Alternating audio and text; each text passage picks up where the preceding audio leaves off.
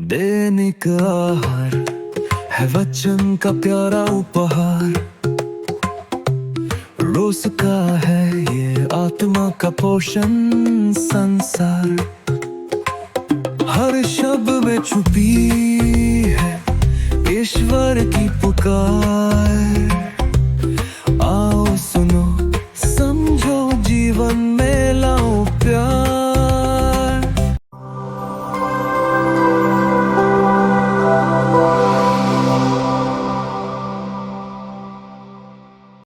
प्रिय भाइयों तथा बहनों,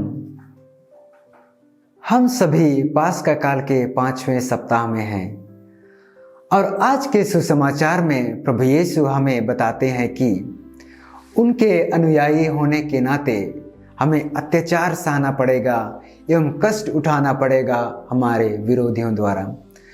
लेकिन ये सभी अत्याचार एवं कष्ट को लेकर हमें नहीं डरना चाहिए, क्योंकि हमारा कैथोलिक कलीसिया शुरुआत से ही ये सब अत्याचार सहते आ रहा है। और जब जब हमारा कैथोलिक कलीसिया अत्याचार सहता है तब तब हमारा कैथोलिक कलीसिया विश्वास में और भी मजबूत बनता जा रहा है। प्रभु यीशु हमें याद दिलाते हैं कि हमसे पहले वे ये सब अत्याचार एवं कष्ट सहकर उनमें विजय प्राप्त की है।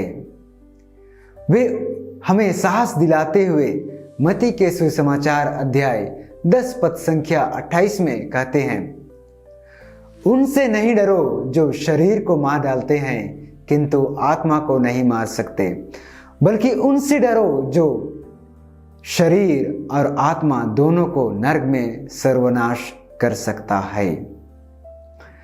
प्रिय भाइयों तथा बहनों, हम उनके शिष्य होने के नाते सिर्फ शारीरिक अत्याचार नहीं सहते हैं, बल्कि अनेक प्रकार के धार्मिक उत्पीड़न भी सहते हैं।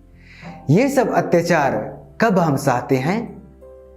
जब हम झूठ की जगह ईमानदार चुनते हैं तो अक्सर लोग हमारा मजाक उड़ाते हैं, और जब हम दूसरों की निंदा एवं चुगली करने में शामिल नहीं होते हैं तो हमें समूह से बाहर किया जाता है। प्रभु ईश्वर के शिष्य होने के नाते और भी तरह तरह के अत्याचार एवं कष्ट सहते हैं हमारे दैनिक जीवन में। प्रिय भाइयों तथा बहनों, जरा संतों के बारे में सोचिए, विशेषकर शहीद संतों के बारे में।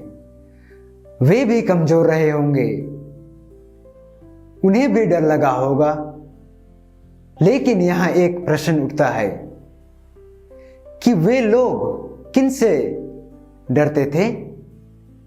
क्या वे अपने आसपास के दुष्टों से डरते थे जो शरीर को सर्वनाश कर सकते थे? बिल्कुल भी नहीं, बल्कि वे ईश्वर से डरते थे जो कि शरीर और आत्मा दोनों को नष्ट कर सकता है। हमारे भारत देश के एक शहीद संत देव सहायम पिल्लाई, जिनका जन्म एक हिंदू परिवार में हुआ था, लेकिन जब वह ईसाई धर्म को अपनाया तो उसे अत्यंत कठोरता से दमन किया गया। लेकिन वे इस कठोर दमन के बाद भी अंत में उन्होंने कहा, मैं जीवित प्रभु ईश्वर को जाना और मैं उसी के लिए ही मरना चाहता हूं। प्रिय भाइयों तथा बहनों, आज हमें अपने आप से एक प्रश्न पूछना चाहिए कि जब कभी हम धर्म के नाम पर या ईश्वर के वचन को दूसरों तक पहुंचाते समय हमें कोई अत्याचार करता है तो क्या मैं अपना ख्रिस्ती होने का पहचान छिपाता हूं?